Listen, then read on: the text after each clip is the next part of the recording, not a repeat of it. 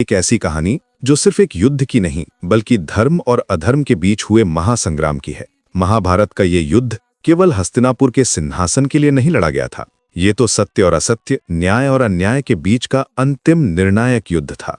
एक तरफ खड़े थे पांडव, धर्म के प्रतीक, सत्य की रक्षक, युधिष्ठिर की धर्मनिष्ठा, भीम का अदम्य बल, अर्जुन की वीरता और नकुल सहदेव की बुद्धिमता। इन 5 भाइयों ने जीवन भर अन्याय सहा लेकिन कभी अधर्म का रास्ता नहीं चुना। दूसरी तरफ थे कौरव, दुर्योधन के नेतृत्व में अहंकार और ईर्ष्या से भरे हुए। 100 भाइयों की शक्ति होते हुए भी उनमें विवेक का अभाव था। फिर आया वो काला दिन जब द्यूत क्रीड़ा में युधिष्ठिर ने सब कुछ दांव पर लगा दिया। राज्य, सम्मान, यहाँ तक कि द्रौपदी तक को हार गए। ये अधर्म का सबसे अंधकारमय दिन था। 13 वर्ष का वनवास, 1 साल का अज्ञातवास। पांडवों पर अन्याय की पराकाष्ठा हो गई।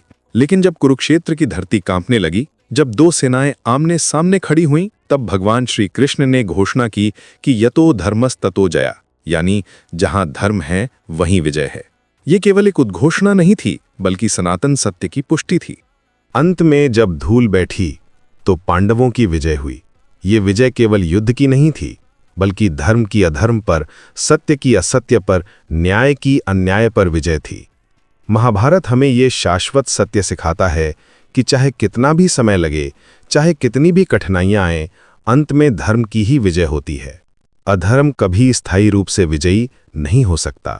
यही है महाभारत का सबसे बड़ा संदेश। धर्म की राह पर चलते रहिए, क्योंकि अंततः सत्य की ही जीत होती है।